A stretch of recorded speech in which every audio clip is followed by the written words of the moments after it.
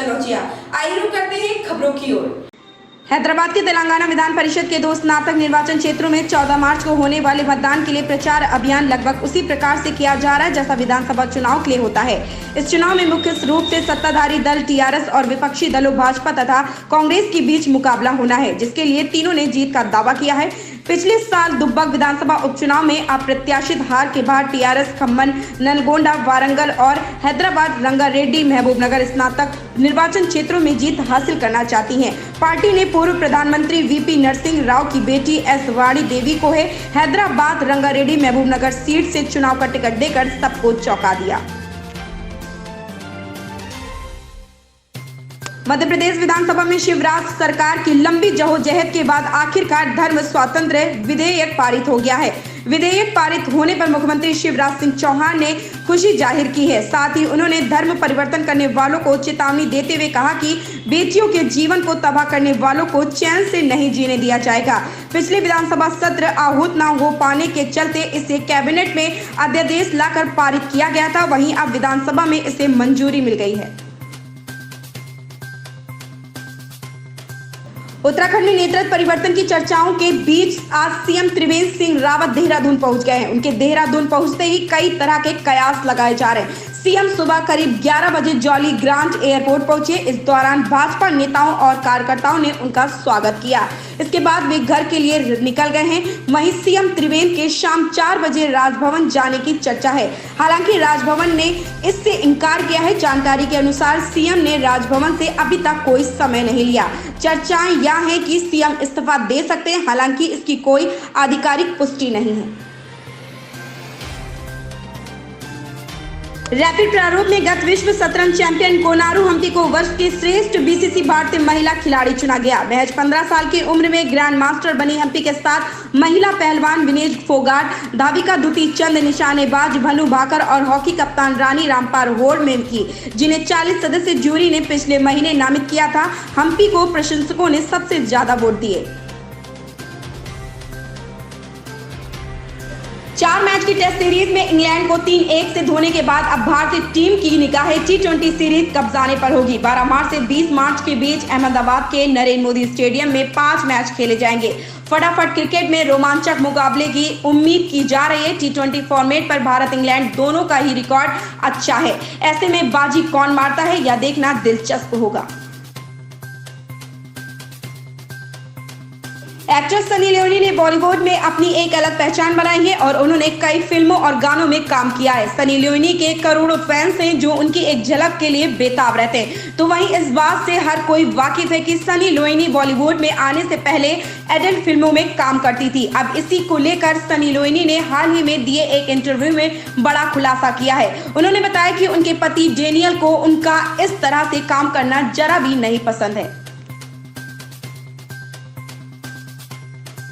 रक्षा अनुसंधान और विकास संगठन डीआरडीओ ने एक और कामयाबी हासिल की है, जिससे भारतीय नौसेना की ताकत में और इजाफा होगा। वहीं समुद्र में भारत की पनडुब्बियां और भी घातक हो जाएंगी। डीआरडीओ ने आईएनएस करंज पनडुब्बी को भारतीय नौसेना में शामिल किए जाने के एक दिन पहले सोमवार रात को मुंबई में एयर इंडिपेंडेंट प्रोपल्शन एआईपी तकनीक का सफल परीक्षण किया है। इस परीक्षण नौसेना की ताकत में इजाफा करने वाला बड़ा कदम माना जा रहा है। इससे भारतीय पनडुब्बियों को समुद्र के भीतर और भी अधिक घातक बना देगा। भारत के दुश्मनों को पता भी नहीं चलेगा और वे तबाह हो जाएंगे। पैन कार्ड एक विशिष्ट पहचान कार्ड है जिसे स्थायी खाता संख्या भी कहा जाता है। जिस तरह आधार कार्ड आपके लिए जरूरी है, उसी तरह पैन कार्ड भी बहुत जरूरी है। पैन कार्ड किसी भी बैंक पे खाता खोलने, राशि निकालने या जमा करने या आयकर देने वालों की पहचान के लिए महत्वपूर्ण कार्य करता है। इसके साथ ही किसी भी वित्तीय दस्तावेजों या लेन देन के साथ पैन कार्ड की जानकारी डालना अति आवश्यक है। रेलवे में नौकरी का सपना देख रहे युवाओं के लिए एक अच्छी खबर है। वर्तमान समय में चल रही एनटीपीसी की परीक्षा समाप्त होने के बाद रेलवे ग्रुप डी की परीक्षा का आयोजन किया जाएगा। यह परीक्षा अप्रैल महीने में होने की संभावना है। ऐसे में अब अभ्यर्थियों के पास तैयारी के लिए बेहद ही कम समय शेष है। आपको बता दें कि आरआरबी ग्रुप डी के लिए लगभग 1,03,769 पदों पर भर्ती की जा रही है, तो लगभग वहीं 2 करोड़ अभ्यर्थियों ने इसके लिए आवेदन किया है। सांसद के बेटे आयुष पर फायरिंग करने का मामला। सांसद पुत्र आयुष ने अपना वीडियो बनाकर वायरल किया। फरार सांसद पुत्र आयुष ने अपनी पत्नी पर लगाया आरोप। आयुष ने कहा, मुझे मेरी पत्नी ने फंसाया है। खुद को गोली मरवाने के मामले में फरार है आयुष। पत्नी ने कहा था कि मेरी जान का खतरा है। आयुष के परिवार से पत्नी के बयान के बाद आयुष का वीडियो आया सामने। मैं अपने माँ बाप से माफ़ी मांगना चाहता हूँ। जो मैंने किया उस लड़की के जाल में फंस के, कभी मैंने उनकी बात नहीं मानी अपने माँ बाप की। हमेशा हर चीज़ उनके अगेंस्ट में किया। मैंने जो किया मैं उसको ही, जो भी मैंने किया मैं उसकी सज़ा जो भी मुझे मिले मैं उसको भुगतने के लिए तैयार हूँ। और माता पिता से ये है निवेदन कि वो मुझे माफ़ कर दें। और जो लोग भी इसे वीडियो को देख रहे हैं वो अपने बच्चों को दिखाएं, अपने बच्चों को समझाएं कि ऐसे लड़कियों के चक्कर में बिल्कुल ना पड़े, ताकि जैसे मेरी ज़िंदगी बर्बाद हुई वैसे और किसी मेरे भाई बहन की ज़िंदगी बर्बाद ना हो। पश्चिम क्या कहना चाहेंगे, किस तरह से उसको फंसाया गया? देखो, हम ये कहना चाहते हैं कि आज मेरा बेटा, जब से लॉकडाउन शुरू हुआ था तब से मेरे बेटे को उसने फंसाया। मेरे सांसद जी कोरोना में थे, हम लोग उसी में सारा घर लगे रहे और मेरा बेटा आता था, देख करके चला जाता था। तो मैंने कहा कहीं दोस्तों मित्रों के यहाँ रुकता था, मगर उस लड़की, मेरे बच्चे की 19 साल की उम्र है, उस लड़की की 25-26 साल की उम्र है।